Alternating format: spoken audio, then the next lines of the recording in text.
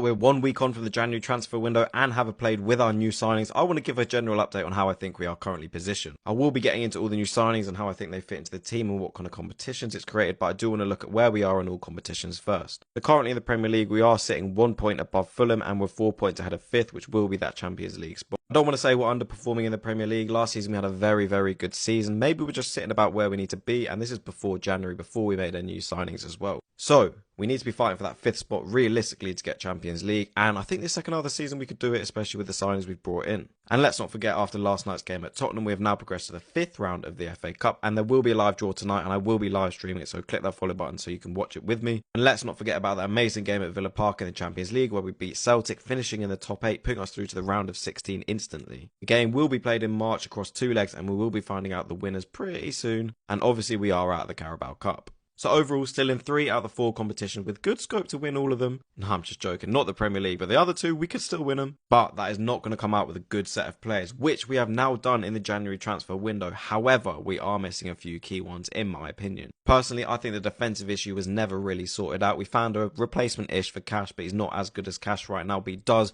look comfy, especially last night. As for right centre-back, Konsa was the only one we had in that position. He got injured, and we got into Sassy, which is good cover for now. Hopefully it's not too bad with Konsa, but it's looking like a hamstring, so it could be a few weeks. In terms of left centre-back, we have been playing with Kamara in that position, and he looks comfy. Mings and Pau are still out. So there is a gap there, and on the left, Maatsen and Dean, I think we are okay. But for me, and Konsa's injury shows this, we were lacking a little bit. And in that right-back position, do we really have world-class positions in our defence? I don't think we do. However, the attack of the midfield is the complete opposite. Obviously, Kamara usually in that CDM position, world-class in my opinion. Tielemans, again, really, really strong player. And then we have serious depth there. We have Bogard, we've got Ross Barkley, we've got Onana, who are all very good players in my opinion. Are they world-class? No, but they're amazing cover and definitely better than what we had last season. Then last night, we really saw the potential we could have going forward. Got Marcus Rashford on the pitch, Asensio. You could just tell they're levels above the current Villa players. And that's not to discredit the current Villa players at all, but Marco Asensio won the Champions League 3 times. He's a very, very good player. You can tell he's talented. The flicks, the roulettes, he was doing crazy. And the same with Rashford, looking very, very sharp, far from that Man United image that was painted. And with Rodgers and Ramsey, it looked so dangerous. That attack was posing such a big threat. The flicks, the skills, the shots, crazy. There's definitely potential. We could run over teams. And now we're left with a nice problem to have, but also can cause some issues.